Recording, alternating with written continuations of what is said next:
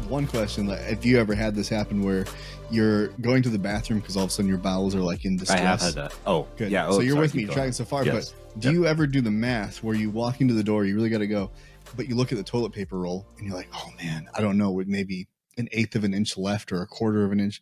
And I could do it. Can I, is that enough? Or do I go in the closet, and do I have enough time to go into the closet and then take the next roll so that if I do run out, that that math it's like a real thing.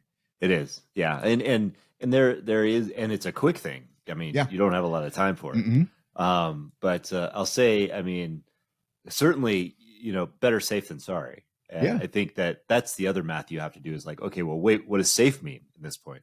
Is it just like, am I safe to go to the closet? You have to measure the distance and everything like that. But also the Murphy's Law aspect of it, which is that if you get the toilet paper, that is the one time, of course, that you will have like the perfect bowel movement that doesn't leave any evidence, so to speak. So always get a new paper towel or toilet paper roll when you go to sit down to avoid the never-ending wipe. I like it. If you don't believe you're decisive, you are in a crisis. So I think I learned that lesson through going to too many porta potties or stalls in the bathroom and not checking to see if anyone had stocked that stall. And I've sat down going, no, there's nothing here. I am very glad that I checked, and then go to the next one. And it's like a utopia of toilet paper. Yeah. The Utopia of Toilet Paper. That was my favorite album by Nirvana, by the way. Hell yeah. Yeah. And smells like teen. Smells like teen. So what was the spirit? Shite streaks on the underwear. Grunge rockers. Yeah. So, I've had that experience enough times where, living by that Boy Scout credo of always be prepared, that credo, you always want to take your own toilet paper to situations where you'll have to use a porta potty. Yes. So the B stands for bowel. And the great thing is when you walk out of that porta potty holding your toilet paper, you feel like a champion as you walk past the line of people waiting to use it. Until someone says, "You stole it." No, it's mine. It's my precious. Okay, so now that we've talked about bowel movements for 2 minutes and 30 seconds, the episode today from My Modern Myth with Adam and Eric is a wandering episode. This is because of part of the show is not a structured show. It's like what happened last week and reflect on that. And the kind of arrow, the direction that I'll give it a little bit to start us is something we talked about with Sam, and something that I'm living through right now is you never start over because you've grown over the journey. So sometimes you are restarting, but you're not the same person you were. So when you go back to whatever it was, it's not ground zero. Like, it's not starting from scratch. And I got two things that I'm kind of starting over, but it's a really good thing. 2 months, haven't done jiu-jitsu. Yesterday was my first class back in 2 months. And that was because of tattooing. And then I had some asthma flare-up thing on Monday, so I couldn't go back then. Go figure. Like, as soon as you're about to, like, you finally are ready to go back and you sit on your couch and all of a sudden you're like, I can't breathe. What is going to happen if I go to, and I was like, Jenna, is it stupid if I go to jiu-jitsu and I can't breathe right now? She's like, yes, very stupid. And I don't know what it is about men, but like on Ironman, Wisconsin, the bike course, in the first 5 miles, I went blind in one eye. And that's because the wind was blowing so hard it dried out my cornea, and it was like looking through Tupperware. It was just a clear sheet of nothing. And I remember going, "That's terrible." Oh well, and just keep bike the 112 and then go run a marathon and then tell like Jen, I'm like, yeah, I can't see out of my right eye. She's like, what? Yeah, 5 miles in. She's like, why don't you stop? And I'm like, that's an interesting thought. I guess I didn't think about stopping. Yeah, and that's why only 1% of men die when they don't get married, because they don't have that feedback. Don't look up that statistic. Just trust me that it's right. Hey, you heard it on the internet, so it's got to be real. Yeah. So that's the frame of the conversation to start, and we'll go over where we need to go. But yeah, I went back. That's part one, and the class was great. But I also really want to reflect on this. And every time I do a class, I have a gratitude reflection. And this was my reflection, is the time off that I had. You can get really hard on yourself because you didn't make 2 months of progress. Man, how many times have I had this conversation? If I would have been lifting weights consistently for the last 5 years, imagine where I'd be now. And there's these fantasy worlds of, even if it's 2 months, like, man, where would my jujitsu be if I was consistent for 2 months? And then you kind of maybe beat yourself up. But what I found myself doing was looking at why I hadn't been consistent before that, because I've been training for 6 months, but probably all in total 3 months of training. And that was because I was off for injury, for sickness, all these different reasons. And I got so frustrated every time I couldn't go to the training. And what I've done in this 2-month reflection period, even though it was for a tattoo and not because I'm injured or anything, I was like, what is it that's keeping me from consistency? And it was training too hard. It was, realizing and recognizing that, in training, you have these drills and it's positional sparring. So you're not doing a full round. You have a minute, 2 minutes, whatever, to hold a position or get past, and then the fight is done. And so I'm realizing in my mind, the competition is, I can't let you pass my guard. I can't lose this position. So I'm fighting way harder than I should, because then I'm starting to rely on strength to hold the position. Because once you step over my leg, I've lost, even though in a fight, like, that's not when you lose. But I'm wiring myself. So now I'm using strength instead of technique. And so that burns out my tendons. That gets my grips where I can't get the steering wheel of the car. And that makes me not be able to lift weights. And that makes me not able to come back, and because I can't even grip yet, or, it injures me in small ways. Yeah. And so the reflection of that made me say, here's my commitment. I'm starting fresh. Yeah, I'll struggle. There's no way I'm not going to be rusty. My endurance is going to be down. It's going to suck. And I'm going to feel bad about that. But what I'm going to do is focus on breathing, and I'm going to listen to my body. I'm going to give up the position. I'm not going to try to beat anyone. I'm going to try and recognize when I'm using strength versus technique. And if my technique sucks, it sucks, and I'll work on it. And I successfully did it. I left the class with my body feeling pretty good. It was not a stellar performance by yours truly in any way, but I committed to the plan, and it felt like the first day of building something consistent, because if I can stay in it twice a week, that's all I want, 2 times a week for years and years and years.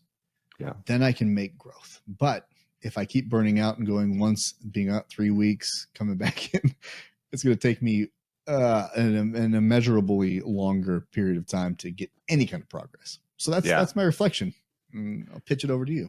Yeah, no, I think that's a powerful reflection. And one of those things, it's like we have a tendency to want to give up completely at the first sign of, like, oh, I haven't been consistent, so obviously I failed, and now I'm going to give up.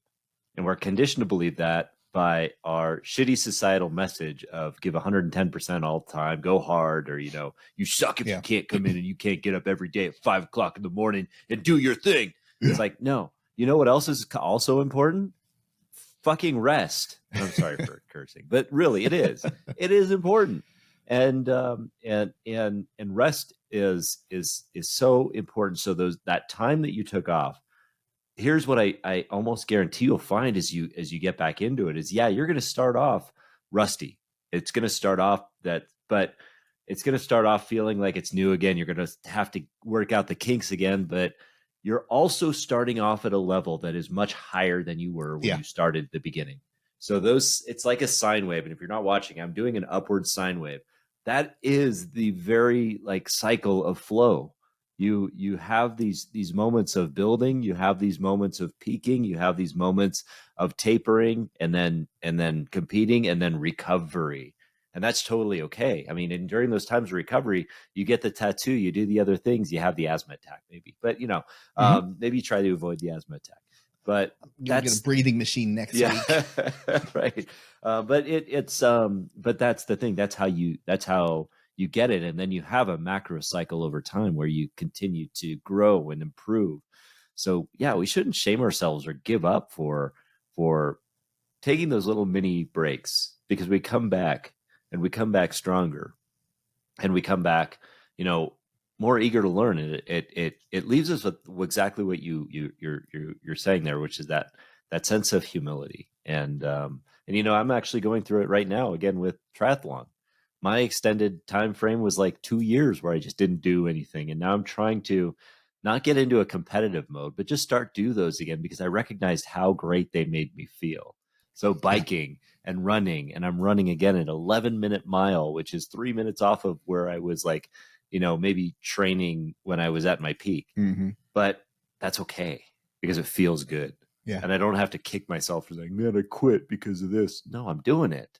Yeah. And I'm starting off stronger than I did when I started. And that's important. That's the whole key, is that recognition, because it is hard. It was hard for me to realize how asthma, kind of whatever, from the air quality, whatever, that aside, I was still out of shape and still getting fatigued. And so much so that we ended with positional sparring, and it was a total of 6 minutes, I believe.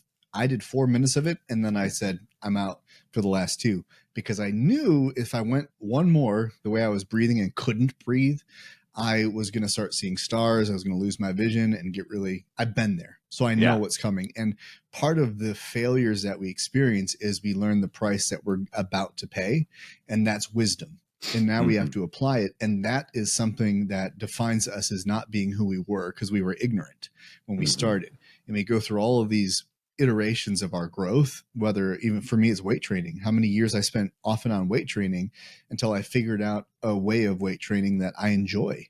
It's not about becoming a power lifter or about being a physique model. It's about doing bench press and squat and certain macro movements that I just have fun doing, and then doing them to the best of my ability, and not worrying about like flexing in the mirror to see if my traps are, coming in, and see how my lats spread it. Like, no, to me, that's not the win. That's not the fun.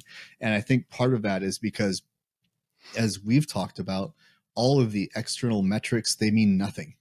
All of the ice baths, all of the, getting up at 5 a.m., like you mentioned, all of those external things, they don't mean anything if nothing internally is changing, because then you're just masking whatever you aren't dealing with inside yourself. And that can look really good to people. It can net you great results in the mirror. But for me, it never could, because that stuff inside is always catching up to me, and it says, you're a liar.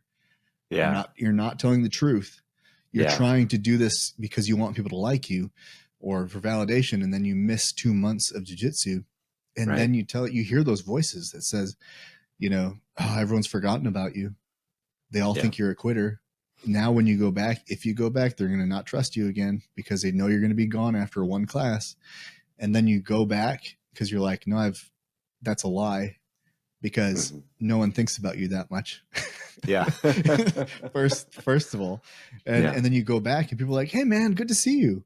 And there was 2 other students that had been gone for a long time, and coach pointed it out and said, got some old familiar faces, great to see you, and then addressed what everyone had been, and how he was happy to see us, but he's not going to shame you, and he's also not going to be like, hey, why aren't you coming to class? He's going to let you walk your journey, and he's just going to be there alongside in case you need something. He's like, hey, I'm here, and I really appreciate that, because that gives me time to kind of get in my own head, talk to my friends who are a support system, and then clear out whatever is confusing me, and then go back into it with reality and that growth that I've already made over the years. Yeah. Oh, that's beautifully said. But the tragedy is when people do leave and they get that embarrassed moment. Because I've had that too, where it's like, well, yeah, but they're probably thinking of me. They're probably, like that guy's like, But here's the reality. I mean, I do karate now too, and I'm in a dojo where I remember distinctly people who I like befriended for a few weeks and then they left. And here's what we really say in the dojo: man, I wish that guy would come back. I love that guy. Where is he? I wish he would be here. And when he comes back, it's like, oh, that's awesome. Exactly like you say. I'm glad you're here. It's so great to see you. Let's get to work. Let me know how I can support you. And that's truly the definition of an empowering community of support, the types of communities that you want to be in. But if you're in a community that legitimately says, oh yeah, look at Eric or Adam, they're missing out again and they're not coming here, they must not be committed. That's not the right. That's a toxic environment. That's the environment you want to get out of. Mm-hmm. At least it is for me. I know people, I always think about that, like with the right mindset, I'll go back to a story you told me a long time ago, because it kind of highlights it. It's different. But when you got your DUI and you were in jail, you told me that when you left that jail cell, it was the reverse of that. That when you left, the officer or whatever said, "See you soon," or "You'll be back," and it was, and to you, not to everybody, but to you, that statement to me sounded toxic. But to you, it was a fire that lit something in you, because all we can do is react to whatever life gives us and try to turn it into something empowering. Yeah. So do I think that officer was correct in saying that? I said no. And I'm glad that you made your choice. But if you're in a gym environment where they're saying the opposite of that, you come back after being away for 3 weeks and like, you won't be back. One class, he'll quit again. Yeah. That does not drive me forward. Yeah. Because I'm about connection. And I think in our healthiest state, that's what we're leaning towards. Yeah. And honestly, within that situation where the officer said that, I was with a group of other people who were also in there for different things, probably DUIs or whatever have you. And we were all being released. And it was a room full. It was a room of like 4 guards who were on their break in a room that we were passing by, and they were playing cards or something like that. And but I remember that they were on break, and they just said, "Yeah, we'll see you tomorrow, you fuck ups," and all this kind of stuff, or we'll see you again soon. And so they were talking to all of us, and I caught, of course I was already numb. I was numb at that point because I was already convinced that I was a piece of garbage. That I didn't, I was in that mindset of not wanting to be in the world. So it wasn't a really healthy thing to say to someone who's in that mindset in the first place. Yeah. Maybe, hey, probably find some help would be a good one to go with. But that's not, but that's not the way it is. And looking at the faces of the other guys that were with me, theirs were a lot like mine, that it was just numbness. Would they be back? I don't know. My thought is because of the fact that they were saying that, I think that they would be, because they're internalizing that and they're thinking of themselves as pieces of garbage. They can't change it, and they don't think they can change it. Yeah. I believe that people can change it. And that was just, so that's why I was so, it struck me. And now as I look back, I think it's terrible training, first of all, on the part of how we train our first responders on how to deal with that kind of stuff. Yeah. But we can get into ages of discussion about that part too. Yeah. But as it applies to our conversation, I say that when you're frustrated because you see something over and over again, you become very cynical. And I totally get it. Like I've helped people as a growth mindset, health, life coach, and in the past, and have worked with people, veterans, and the amount of people that lean in and do the work is very small. And it doesn't take a long time after 20, 30 people, you see them start to change, and then they just regress. They go back, and the work gets too hard and they revert. You see that enough and you become jaded. Yeah. So I think in my own mind, having experienced that, I apply that experience to everyone outside. And if I slip up, if I fail, then I'm like, oh shit. Now I'm making them feel the same way of like, what's the point in trying to help Eric? Yeah. And that's fair or unfair. It doesn't matter. It's always about the conversation you're having with yourself. And you don't know what people are going through. I don't know what those officers were going through. I don't know. And all I know is, yes, there's a better way, Yeah. But I can't expect, and I won't look at that story and be like, those pieces of shit cops, no, I'll say, yeah, that wasn't great. So I wouldn't say, thank God that they did that, but it's like, thank God you made a choice, because you always, at any moment, you have the choice to make a decision and react in an empower or disempowered way. And that is how we write our life story, is one reaction at a time. Absolutely. That's great. Great. I think, we are always operating on a series of decisions after decisions after decisions that drive us. And those decisions are 100% up to us. That's where that whole responsibility comes on us. And something recognizing within the community of sobriety was the fact that, I'm trying to control everything. Not just, my outcomes, but how everybody else is reacting to me. So if the officer's saying those kinds of things to me, it's just like, well, I will, if I could control it, he wouldn't have said that to me. He would have said something completely different. Or if I could control what my, wife is doing and what how she's responding to me, or the things she's saying to me when I'm in a certain mood, I need to control that. But it's like, yeah, but that's the thing about it, is letting go of that stuff and controlling what you can. I mean, I think of it as like riding a horse. Throughout this life, we take the reins and we let go. It's like this thing where we are handed the reins of a horse when we get on the horse, but do we really have control of it? Yeah. I mean, if that horse is a living being, and if it wants to take off, it'll take off. If it wants to throw you off, it'll throw you off. But you can, the only control you really have is lightly pulling on the reins one way or another, saying whoa, and all of a sudden, it responds to you. So control what you can, take the reins, but let go of the rest. Yeah.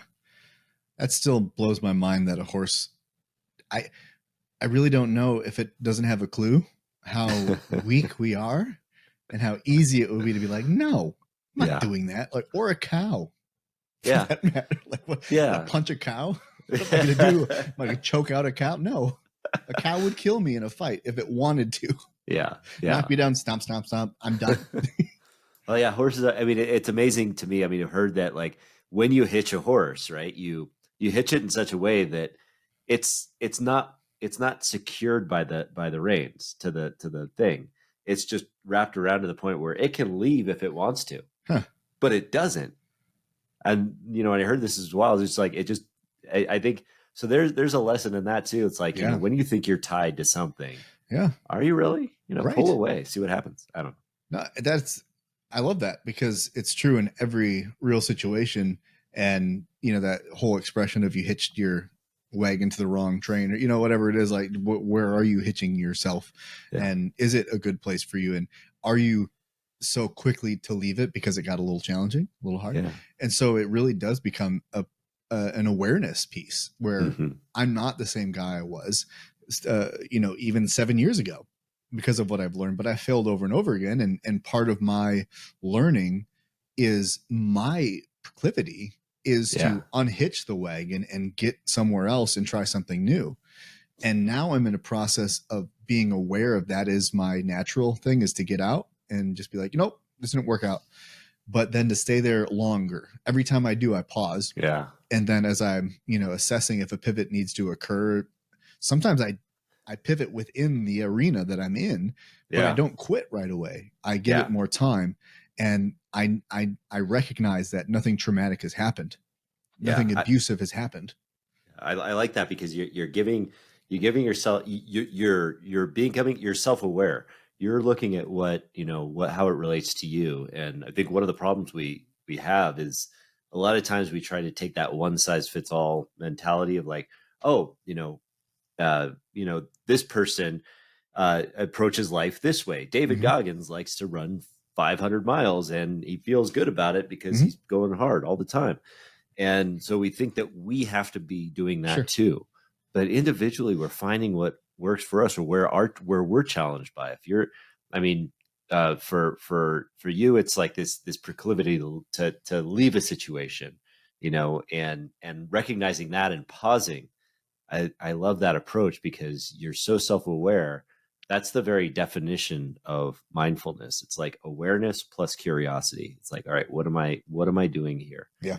I'm kind of the opposite in that sense, where I stay in situations because that's just how I was raised to believe. And it was just like this, I am the horse that is hitched to the post that can leave at any time, but there's a tornado coming, and it's like, and I'm just saying, well, shit, I'm hitched to this post.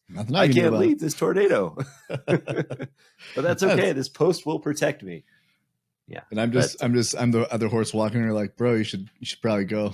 Yeah. You can't, man. Just because there's a stiff breeze. But my situation is different. My knot is different. Hey, and that's the reality, is there's no universal rule. It's principles, I think, that you apply, but you have to apply them where you are. And so, I had a message from someone who said they appreciate me learning and then sharing, and as I go, this isn't a, oh man, it all.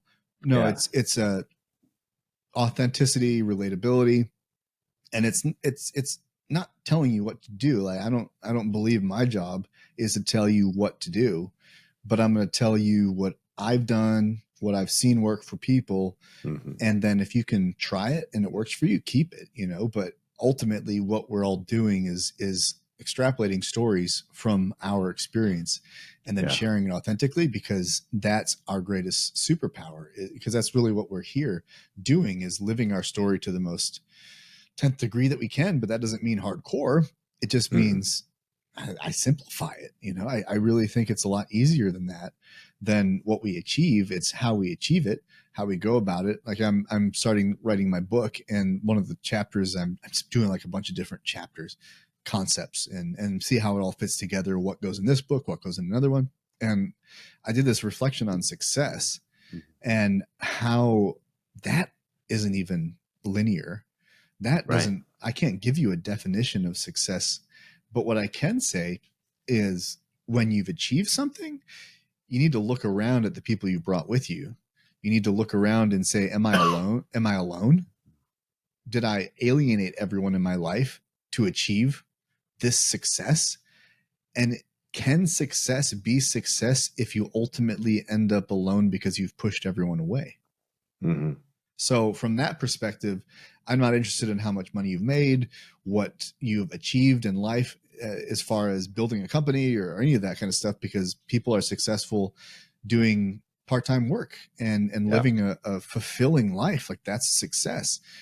But at the end of your journey, how many people did you push away? And did you do it because you thought success meant building this thing? Or did you think it meant doing, but also loving and building community? Because I think that is the true definition of success.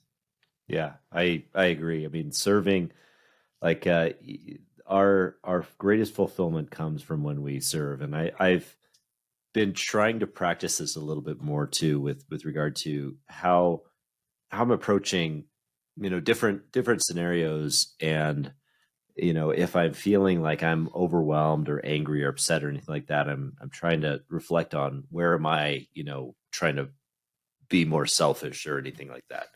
Where can I be in better service? So a lot of times with new calls that I make, instead of declining calls with people that I don't know yet and might build a relationship with, and aren't really meant to like be a selling kind of proposition. But if somebody's just calling to get to know me or has like legitimate questions, my question is, how can I support you? How can I, what can I, how can I support you? And usually that's like, I end those calls feeling much lighter, even if I have something new to do. Like I might have to introduce that person to somebody or do something. Like, it's like, there's more stuff I feel I have to do there, but I still feel lighter because I'm in service. There's something spiritual about that. Yeah. And yeah, that's what I believe. Well, we're wired for what? Connection and conflict. Those are the Yeah. two things. So what does that mean? You know, connection is pretty clear, but you can have connection and conflict in healthy or unhealthy ways. If you're fighting everyone and you're a jerk to everyone, you're connected. Absolutely. You're also really significant. It's just not for good reasons. So that's like where you look at, is that a success? Everyone hates me, so I'm super connected to the world. Yeah. I'm super significant and I'm always in conflict. No, I think there's also an internal family system where I'm in conflict with myself, what I want, what is holding me back. This 2 months off really showed me I if I'm not careful, my leaning is not only to leave, but to be very lazy. Like, that's what my body wants to do, is it wants to just sit and do nothing and not care. Mm-hmm. I think that's the quagmire of depression. I think that's the pull, and that's where I'll go. And it's scary to look at that. And I got angry at myself because I looked in the mirror and, was just like, what is wrong with you? Like, you know better, you know why you're doing this, yet given a chance and an excuse, you will choose to revert back to whatever. Oh, this is one time. Oh, well, I did that. It's fine. And all of a sudden, and this is a weight related thing. When 186 competed, then I was like, 190 is fine. Like I like to be 190 to 195. Then I hit 195 and I'm like, I can cut down back to 185. I did it before. If I want to fight, like that's fine. And then all of a sudden I was like 200. I'm like, oh, okay. I'm rationalizing my desire to be lazy and not do things. And also there was some depression in there and different things, but I have a choice in that. And I'm choosing actively, like in the span of 30 minutes, making a choice, a really good, like, you know what? No, I'm not going to do that. It's 11 o'clock at night. I'm not going to go get hot Cheetos. Yeah. And then I'm like, but you know what? I want some hot Cheetos. And then I go pour a huge bowl of them.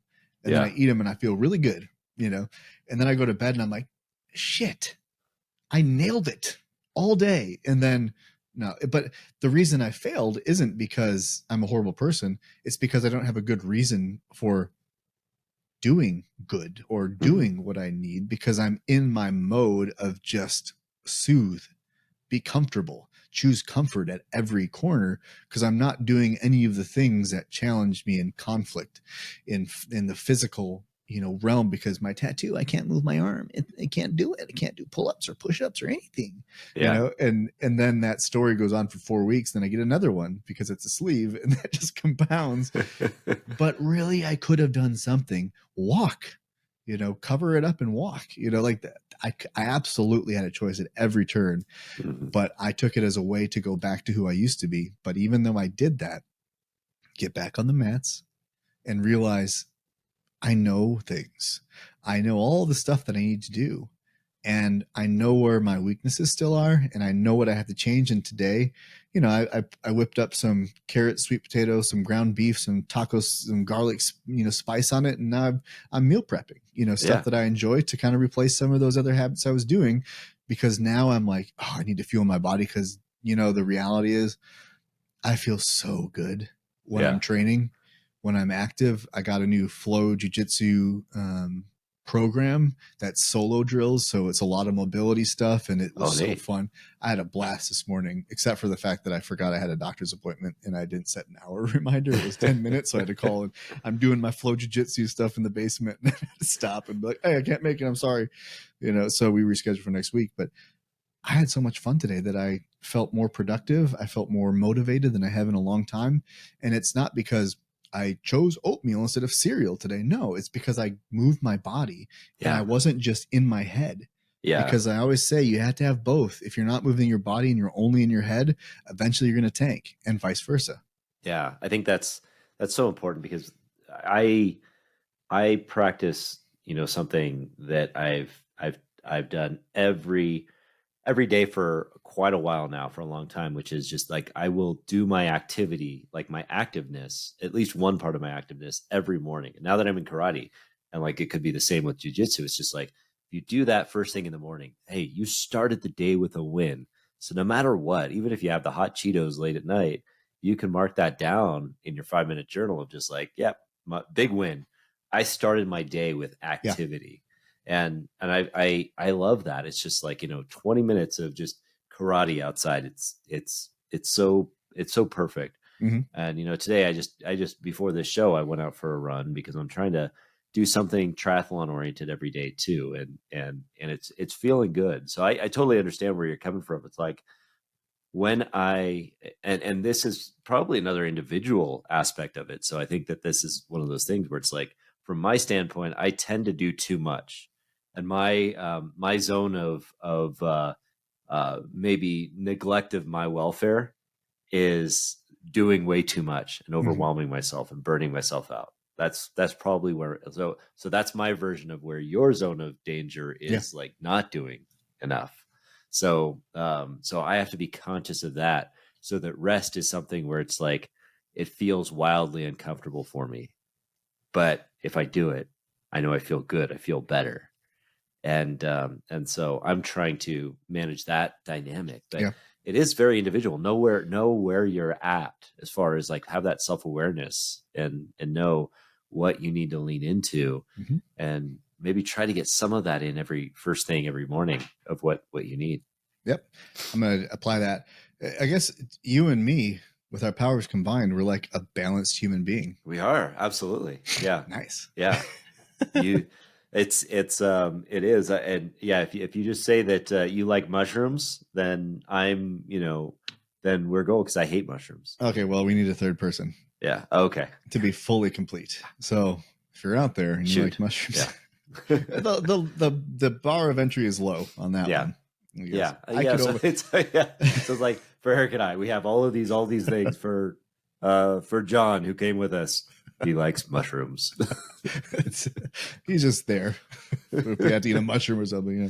Hey, we're getting a pizza. What do you want, John? Mushrooms. God, of course. Damn it. Of course you do. Stick it, John. It's not worth mushrooms. Anyway. You can have one piece of mushroom, and the rest has to be off of it.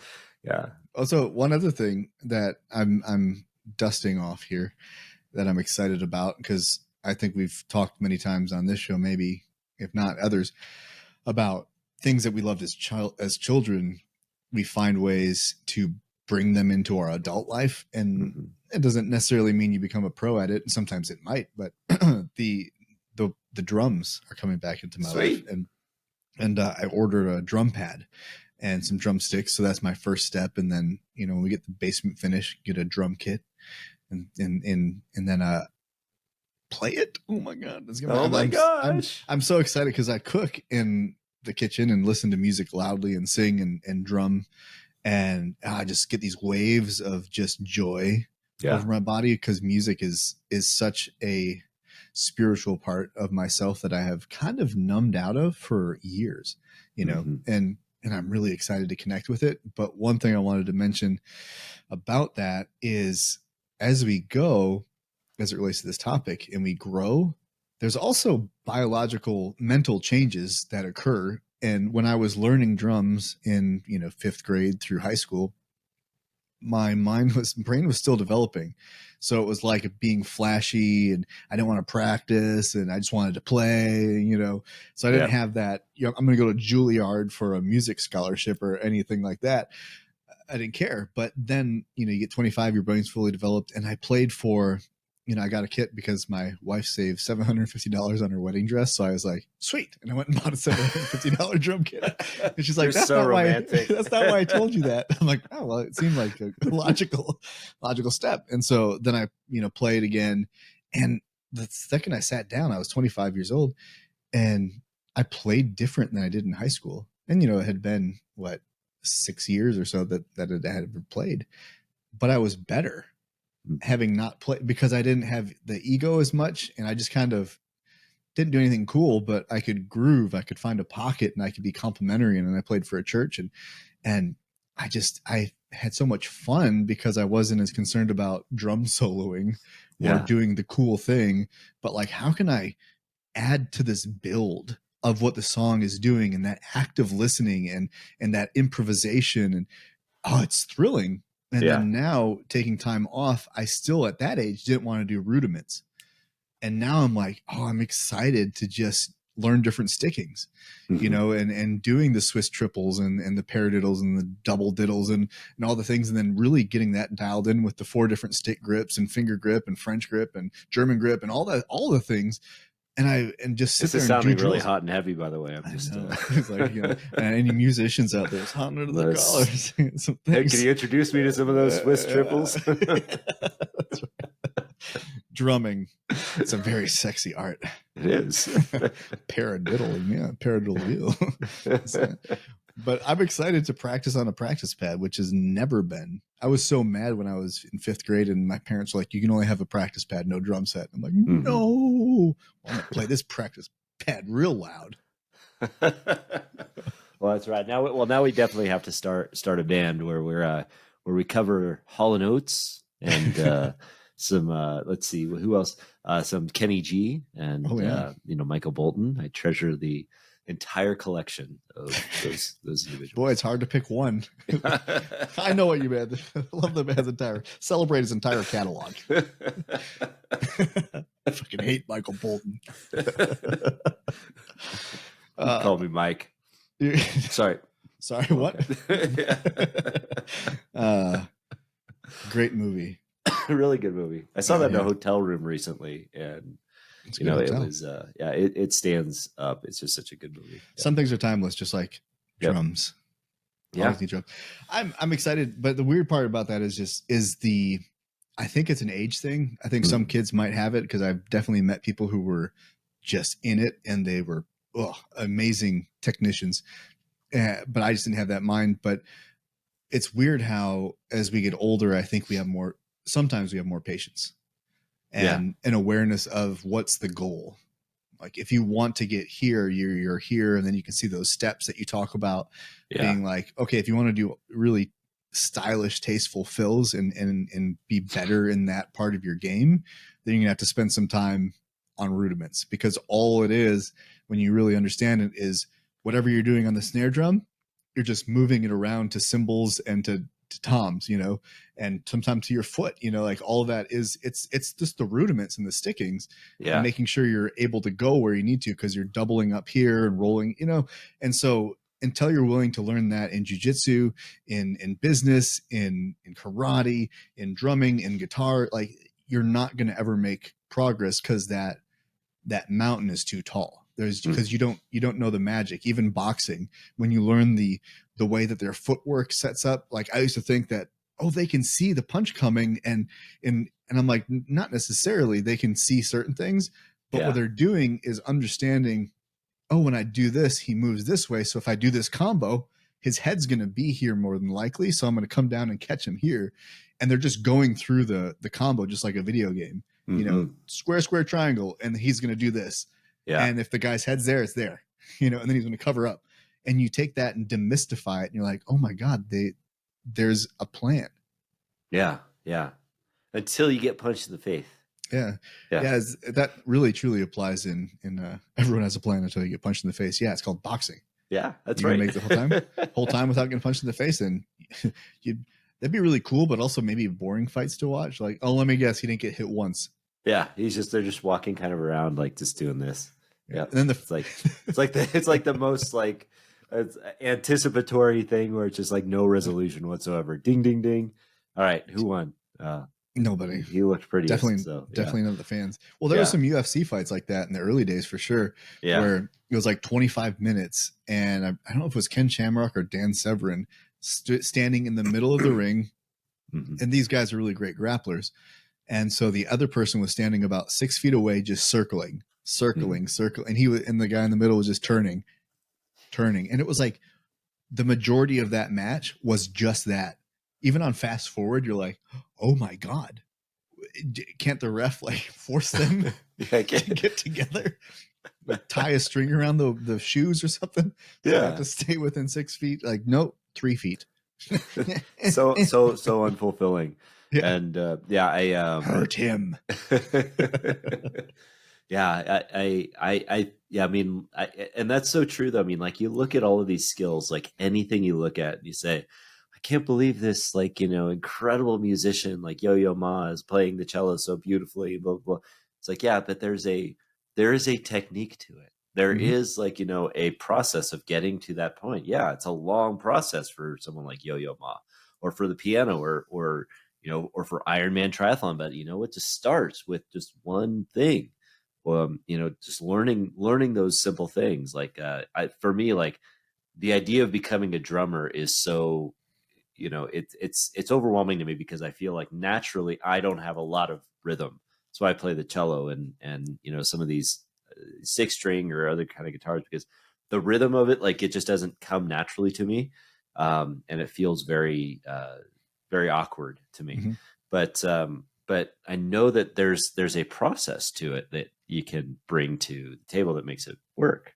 But yeah, there is a process, and it's called, to play drums, you got to be really gifted. Yeah, you got to be gifted. Not that and 6 strings pshaw. God has to touch you with his finger of musical genius, and with his 5A. Well, you probably wouldn't understand. 5A is a drumstick type that's common for drum set, even though I'm not going to use the 5A. Oh, anyway. Which one are you going to use? 2B or 5? Not 2B? 5. That is the question, after all. 5B. Okay. A little thicker. Yeah. Anyway. Yeah.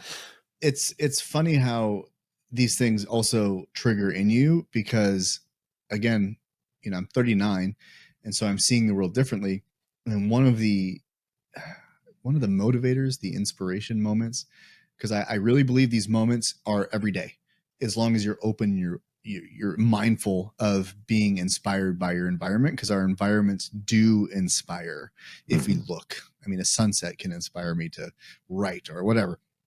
So I go on these walks with my daughter, and it's the same loop in the neighborhood, but even in that neighborhood, the scenery is different every time, because there's maybe a rabbit family over here, or maybe the kid in the next door neighbor is saying something funny to me. Like, I was walking by their house, and he's like 5.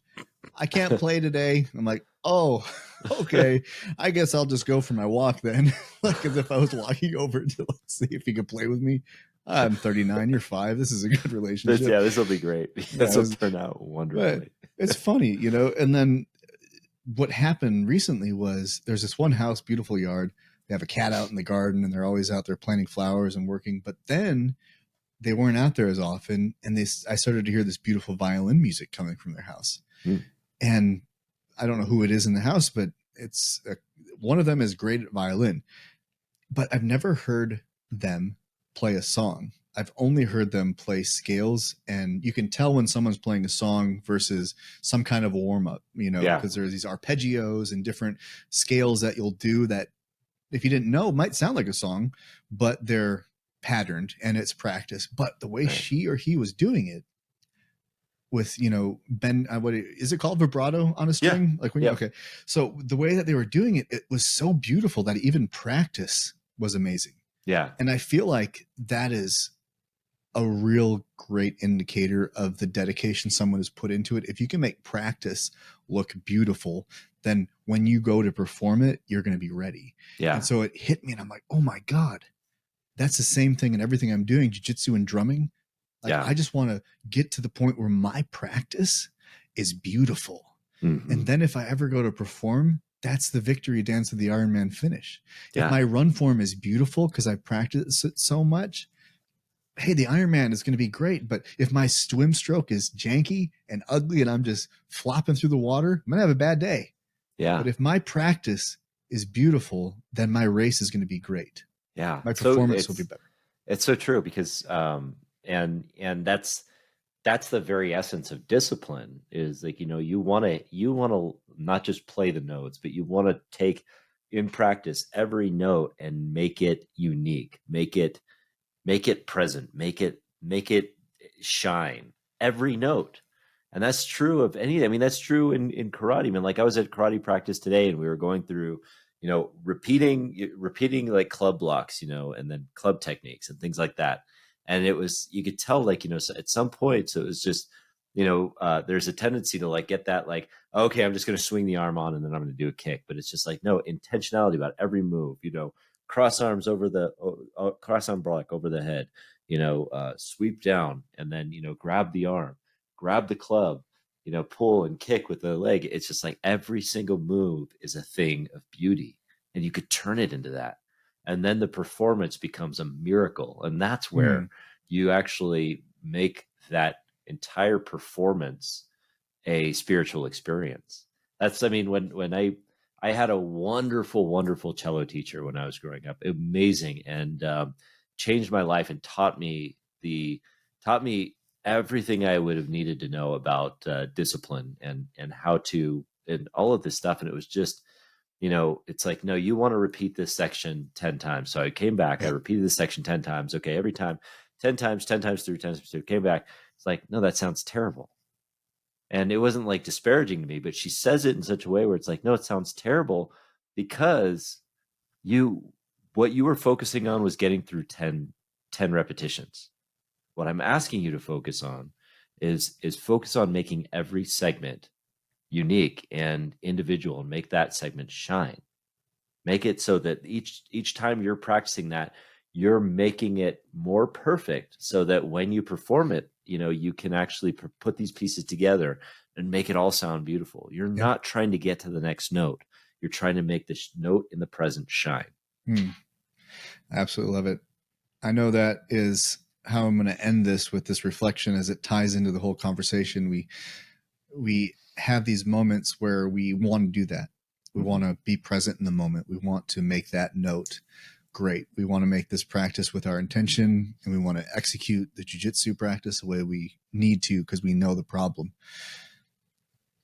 But sometimes you fail and you take time away, and the time away, whether it's through injury, because if you fall in love with something, it's going to be taken away from you at some point in time. Hopefully it's not for a long time, but hey, you get sick and you can't sing, or, it doesn't matter what it is. It will be taken from you. And when you don't have that connection to it, you might get spirally, you might get a little down.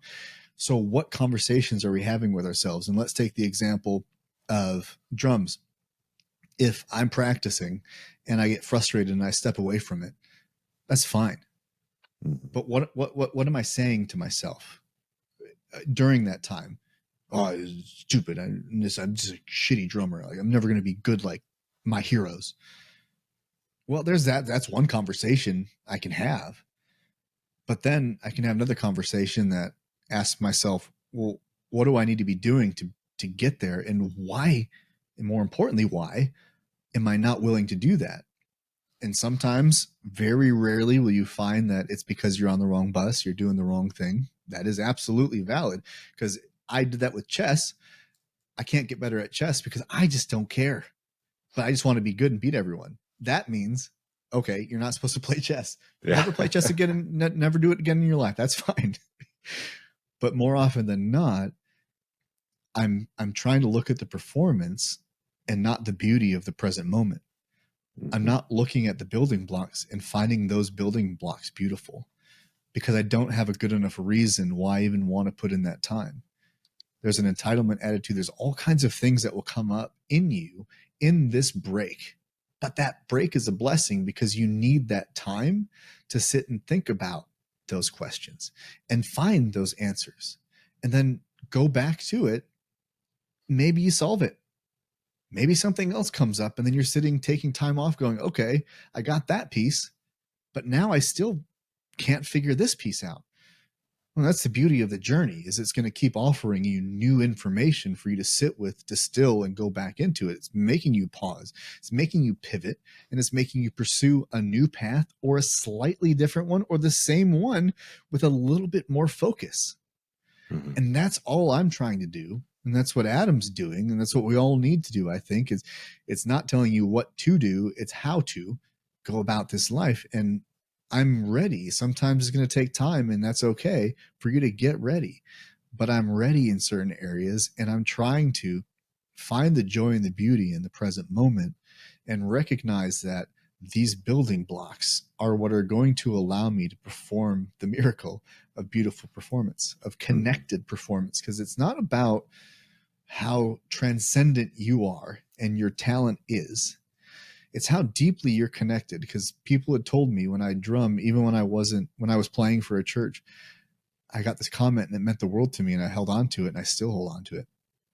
They said there's something different when you're behind the drums than when other people are. And they couldn't explain what it was, but I knew what it was. And it wasn't because of the fills that I did. It was because the way I did them. It was the feel. It was not just wrist hitting a drum. It was the arm and the motion. Like you talked about that block. It's fluidity. It's a performance. It's your whole body being lost in a moment and becoming part of the thing you're doing. And when you can do that, even without great skill, you can cause transcendence to occur. You can cause someone to be unaware that they're experiencing something. And you, to be a part of that, to create that for someone else, is such a beautiful thing. In jiu-jitsu, I'm telling myself, like, get the basics, get that technique. If you're relying on strength, because you will, because I know who you are, you're Eric Beach, and you still want to push your way through life. You want to power your way through life and hurt yourself, rather than focus on the technique, the little nuance that it takes to be great. So focus on that. And then you're going to work with people who don't know what they're doing. And because you've focused on that, you can give them the gift of clarity. That is one of the biggest things I'm excited about. It's not stripes on a belt. It's not belt color. It's knowing something so deeply that because of the time I've put in, I can provide clarity for someone who's confused. And maybe, just maybe, my passion becomes helping people not quit, or at least make sure they're leaving it for the right reason. And that's what I leave this with, is we just have to make sure we leave for the right reason and not the wrong one. Amen. Well, lots more to unpack on that, as always, but that's why we don't stop at episode 12. We keep on rolling. We keep on rolling, even if we don't want to. And because I want to. Good. That's important. I want to continue. I don't. Yeah, if that wasn't clear. Well, as long as no mushrooms are involved, right. We'll be back. And until next time, journey well, my friends. And as always, bye. Keep your mushrooms off my pizza. Disgusting humans and pineapples. F you.